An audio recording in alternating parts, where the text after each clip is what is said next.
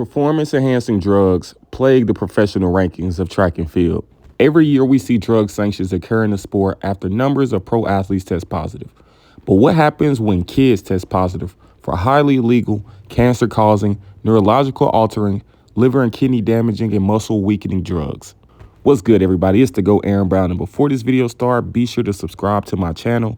If you appreciate the videos I make, be sure to hit the thanks button right above the comment section and follow me on Instagram. It's linked down below in the description. And also become a member of my channel. It's linked down below in the description as well. Let's jump straight into it. The high performance super elite prep school in Florida, Montverde Academy, is under fire once again after another athlete has tested positive for the second consecutive year for the same drug.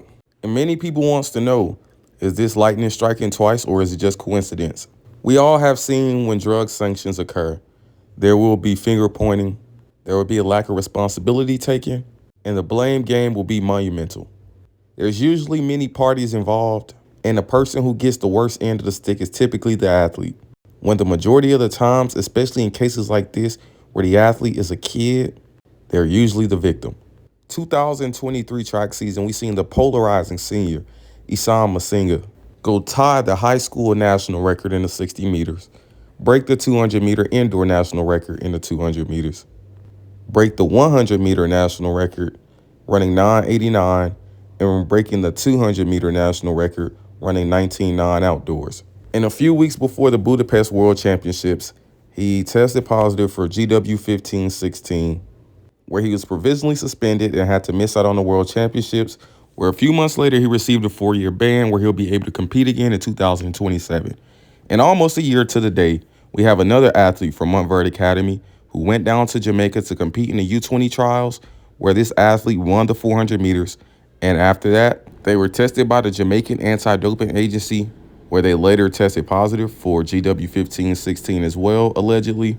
And now the saga begins. There will be a thorough investigation conducted, and we will receive more information about this whole ordeal. The track coach of Montverde Academy have actively and publicly confessed his innocence in this whole case. He also mentioned the fact that lightning does strike twice in the same place sometimes, and oftentimes more than twice. He mentioned a reference with the Empire State Building. He stated the Empire State Building alone is struck about 25 times per year by lightning, insinuating that things can happen in the same spot and the circumstances can be completely different, more so insinuating the fact that he had no involvement in either case. With Issam Asinga's case, clearly there was no fault taken there because it was the whole thing where it's the Gatorade contamination. That's the story that was taken to court, so there was no fault on the coach there. The parents have made it clear that it is indeed the fault of the coach. And people claiming to be close to the story insinuated the fact that water bottles assigned to each athlete at practice with their names on them. And these water bottles could contain whatever contamination substances that these athletes are receiving, allegedly. But while all of these different possibilities are being explored, there will be a thorough investigation that is taking place, and we will receive the most logical answer, and that judgment will be made by the testing company, and more than likely an independent arbiter.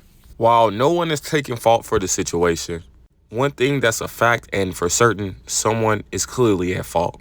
Whether it's the school, the coach, the parents, whoever, the kid is clearly the victim.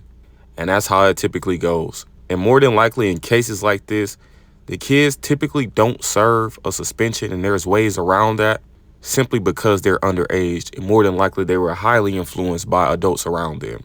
While it's impossible to know what happened for sure, and to be exact, one thing is for certain. Somebody is being negligent with kids.